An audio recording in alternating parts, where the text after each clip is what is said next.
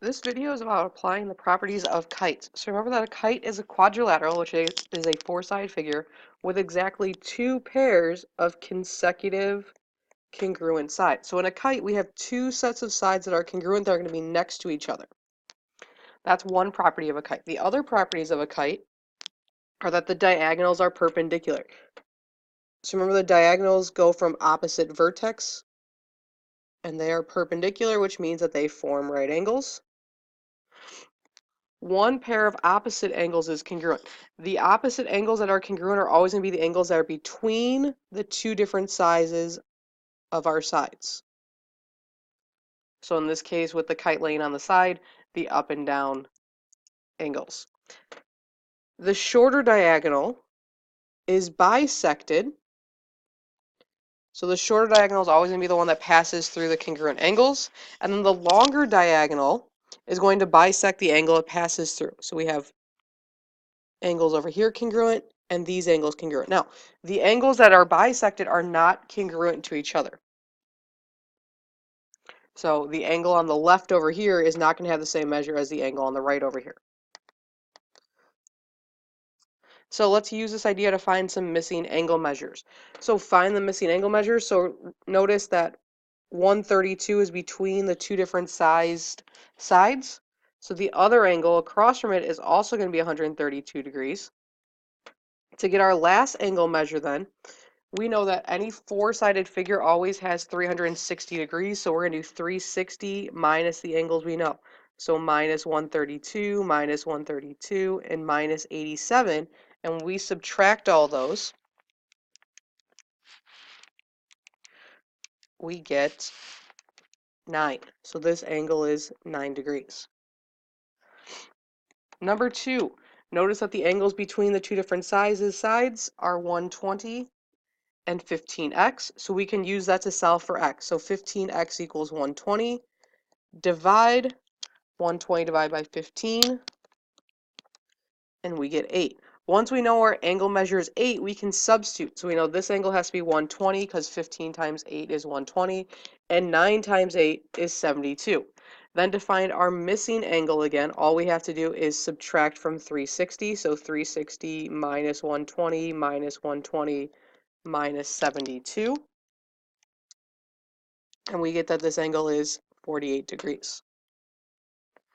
Now, 3 and 4, we have diagonals, so they're going to break up the angles a little bit.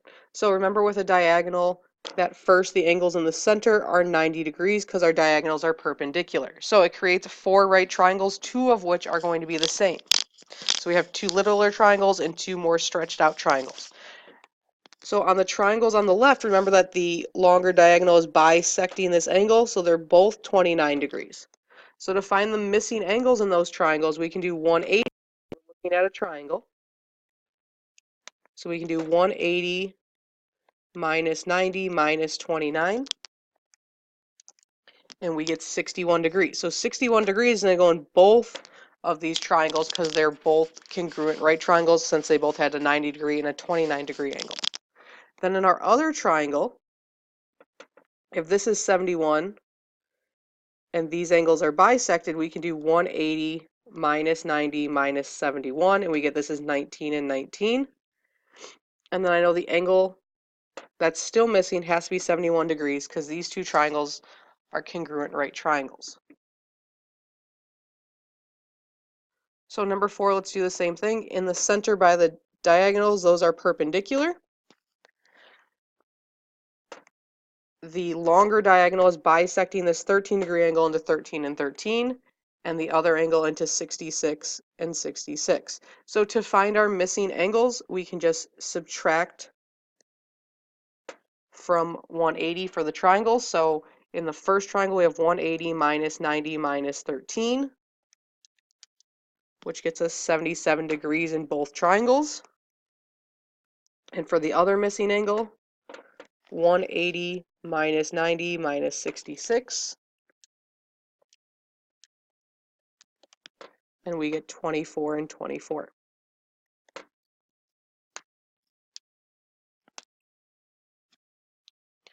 ABCD is a kite with shorter diagonal BD. Solve for x and y and find the perimeter. So remember that BD is the shorter diagonal, so the property is that it's bisected. So both of these pieces are 9.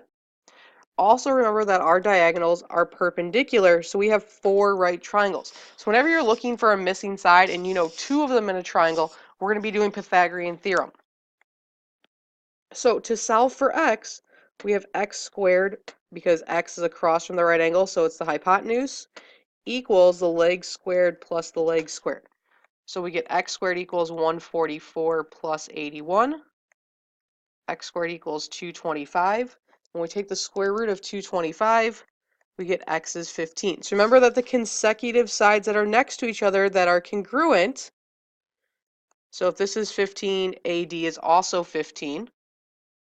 Then we're going to do the same thing solving for y, because y is going to give us CD and BC, because these are my other 2 sets of congruent sides. So to solve for y, we have y squared equals 9 squared plus 40 squared.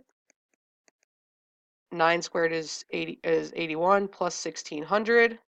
Y squared equals 1681. And when we take the square root, we get y is 41. Then the last step here is we need to find the perimeter. So the perimeter, we add all of those sides on the outside together. So 15, 15, 41, and 41.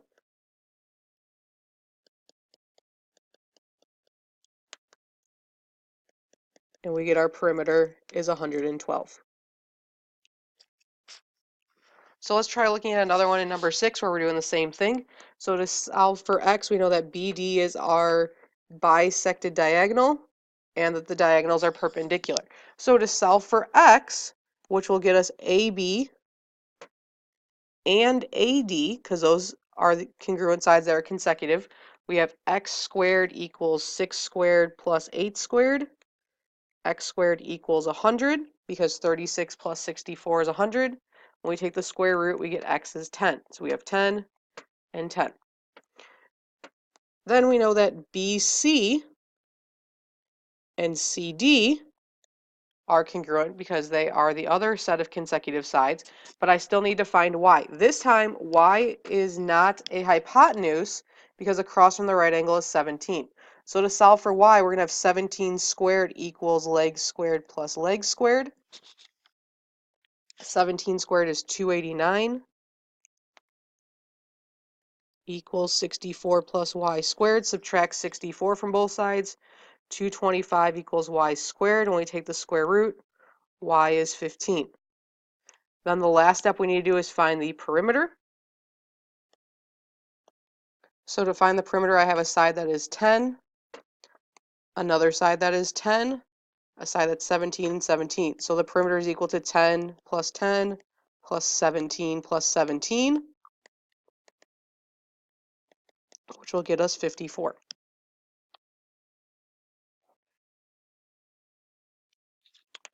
Determine the following statements are sometimes, always, or never true. So a sometimes means that it could happen in some shapes but not happen in others. It always means that that statement's always true, so like a property of a shape. And never true means that it's either not a property of the shape or 2 different shapes that have no type of relationship between each other. So in number 7, trapezoids have one set of congruent sides. So remember, they only have congruent sides if it's an isosceles trapezoid where we have congruent legs. So this is a sometimes. Kites have perpendicular diagonals. This is always true because that's a property of kites. In a trapezoid, base angles are congruent. This again is a sometimes because the base angles are congruent if it's an isosceles trapezoid. If it's a regular trapezoid, then they're not. Number 11, a square is a parallelogram. So remember that squares always have all the properties of parallelograms, so this isn't always true. A rectangle is a trapezoid. Well, remember that a rectangle has 2 sets of parallel sides, and a trapezoid only has 1 set of parallel sides, so this is going to be a never true statement.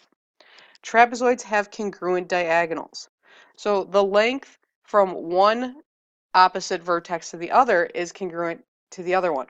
This sometimes happens if it's an isosceles trapezoid only, because remember, regular trapezoids, the only property is that the consecutive angles are supplementary. A rhombus is a kite. This is never true. They don't have all the properties in common. A rectangle is a trapezoid. We already said again that that one was not true. And a parallelogram, the diagonals bisect each other. Remember, that's a property of parallelogram, so this is always true.